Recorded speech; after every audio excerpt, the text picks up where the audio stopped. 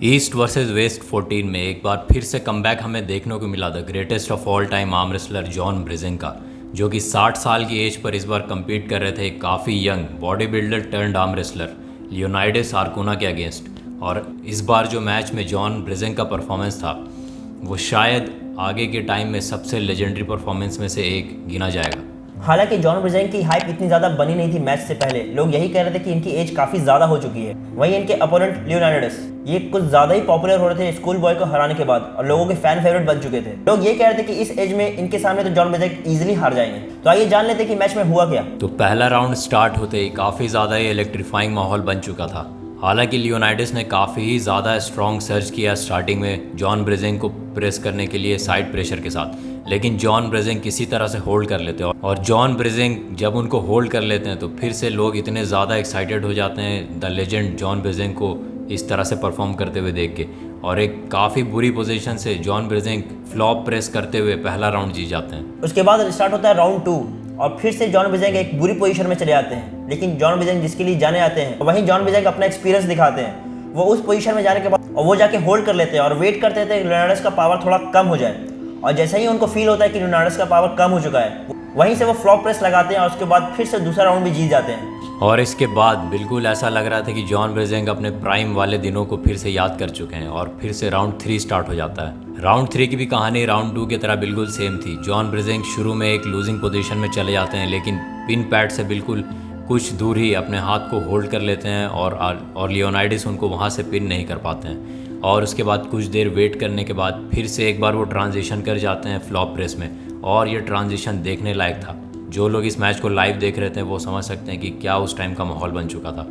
और इसके बाद फ्लॉप प्रेस करने के बाद 3-0 से जॉन ब्रिजेंग इस एज में इतने ज़्यादा स्ट्रॉन्ग आर्म रेसलर या फिर body builder turn arm wrestler को हराने में एक बार फिर से सक्सेसफुल हो जाते हैं। मैच से पहले तो लोग ये कह रहे थे कि जॉन ब्रिजेंग फेवरेट नहीं है, लेकिन यही जॉन ब्रिजेंग जब इस मैच को जीत जाते हैं लोगों को सरप्राइज करते हुए, तो एक नए तरह का एक्सक्यूज लोग लेके आ जाते हैं। वो कहते हैं कि ये तो एक बॉडी बिल्डर थे इनके अपोनेंट, वो आर्म रेसलर थोड़े थे जो जॉन ब्रिजेंग को हरा देते। लेकिन ऐसा नहीं है। लियोनाइडस पिछले 3 साल से काफ़ी ज़्यादा सीरियसली आर्म रेसलिंग में ट्रेनिंग कर रहे हैं और वो काफ़ी अच्छा परफॉर्म कर रहे थे, खासकर जब उन्होंने स्कूल बॉय को हरा दिया था। इसके अलावा वो काफ़ी ज़्यादा एक्सेप्शनल लिफ्ट भी पोस्ट कर रहे थे इंस्टाग्राम और सोशल मीडिया पर आर्म रेसलिंग रिलेटेड, जैसे कि इन्होंने 75 kg का एक डेवॉन लिफ्ट भी पोस्ट किया था। हालांकि उसकी फॉर्म उतनी ज़्यादा सही नहीं थी, फिर भी 75 kg हिट करना काफ़ी ज़्यादा इंप्रेसिव है।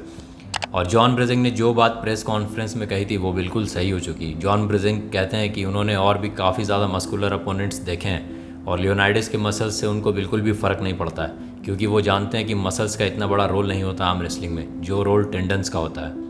और जैसा कि हम सब जानते हैं जॉन ब्रिजेंग के टेंडेंस इसी के लिए बने ही हैं। वो 60 साल से सिर्फ इसी चीज़ की ट्रेनिंग चल रही है, तो इससे ये पता चल गया कि इनको हराना इतना ईजी नहीं होगा। तो इसके अलावा और भी कई सारे मैचेस देखने को मिले थे ईस्ट वर्सेस वेस्ट 14 में। इनमें से कुछ के और रिजल्ट्स हम आपके साथ शेयर कर देते हैं। सर माइकल टॉड वर्सेस कामिल जबलोंस्की, ये भी एक काफ़ी ज़्यादा ही एक्साइटिंग मैच था, जिसमें किंग्स मूव एक्सपर्ट और द प्रेस एक्सपर्ट दोनों का मैच देखने को मिला। और माइकल टॉड का एक बार से काफ़ी ज़बरदस्त कमबैक इसमें हो चुका है। पहले 2 राउंड्स तो वो किंग्स मूव का यूज़ करके जीत जाते हैं और तीसरे राउंड में सबको सरप्राइज करके एक प्रेस करके कमिल के अगेंस्ट मैच को सिक्योर कर लेते हैं। हालांकि मैच से पहले कमिल काफ़ी ज़्यादा ट्रैश टॉक करते हुए दिखे थे माइकल टॉड के अगेंस्ट। वो कह रहे थे कि अब गेम का लेवल बदल चुका है और पुराने आर्म रेसलर्स नए के अगेंस्ट नहीं टिकने वाले हैं, और वो लेवान तक को चैलेंज करने की बात कर रहे थे। तो उनको एक काफ़ी ज़्यादा ही रियलिटी चेक मिल चुकी है इस मैच के बाद। इसके अलावा एक और भी मैच हुआ था, वो है जेरी कैड्रेड और एलेक्स कार्डेशिया के बीच। इस मैच में उम्मीद नहीं थी कि जेरी इतना अच्छा परफॉर्मेंस दिखाएंगे, लेकिन उन्होंने डिस्ट्रॉय कर दिया बिल्कुल एलेक्स को अपने सामने। और जैसा कि हम सब जानते हैं कि जेरी सिर्फ यूज़ करते हैं फ्लॉप प्रेस का, और ये बात भी एलेक्स को काफ़ी अच्छे तरीके से पता थी, लेकिन वो फिर भी इस चीज़ की तैयारी करके आते नहीं है और वो फ्लॉप प्रेस में ही इनके सामने हार जाते हैं। और इनके हाइड्रोलिक प्रेस को रोकना बिल्कुल इम्पॉसिबल हो गया था एलेक्स का। इसके अलावा एक और टॉड हमें इस मैच को देखने को मिले थे, जिसका नाम है टॉड हचिंग्स।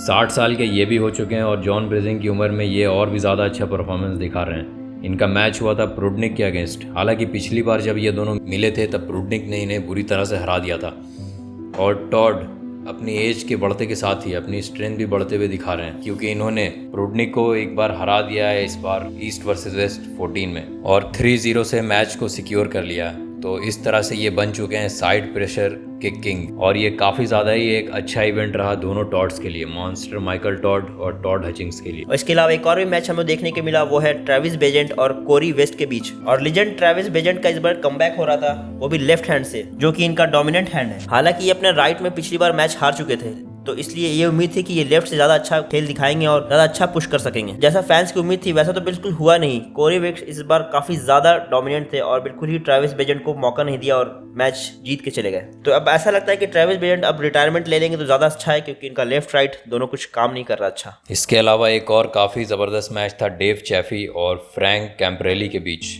शुरू के 2 राउंड्स में डेव चैफी ने फिर से अपना साइड प्रेशर गेम दिखाया कि वो क्यों इसके सबसे ज़बरदस्त एथलीट हैं, और 0-2 से राउंड को लीड करने लगे। लेकिन एक राउंड में फाउल के बाद ये एक राउंड हार जाते हैं, लेकिन उसके बाद फिर से एक कमबैक करते हैं और मैच को सिक्योर कर लेते हैं। तो डेव चैफी के लिए भी काफ़ी अच्छा इस बार का इवेंट रहा। इसके अलावा एक जो सबसे पॉपुलर मैच था वो है मैट मास्ट हमारे legend the wild horse versus Lars के बीच में। और जैसा कि सब फैंस को उम्मीद थी कि मैट मास्ट लो हैंड टॉप रोल लगाएंगे, वैसा बिल्कुल भी मैट मास्क ने नहीं किया। इस बार बिल्कुल नया मूव उन्होंने दिखाया और डैड्स मूव लेके उन्होंने इस मैच को ग्रैब कर लिया। हालांकि एक राउंड हारने के बाद ये बाकी सारा राउंड जीत गए थे। तो ये थी अपडेट ईस्ट वर्सेस वेस्ट 14 की। काफी अच्छा मैच रहा ये, और जो लोग एक्सपेक्ट कर रहे थे इन सारे आर्म रेसलर से, उनसे कई ज्यादा अच्छा मैच देखने को मिला। इस मैच में आपके फेवरेट कौन थे और ये आर्म रेसलिंग टूर्नामेंट आपको कैसा लगा, कमेंट बॉक्स में जरूर बताइए।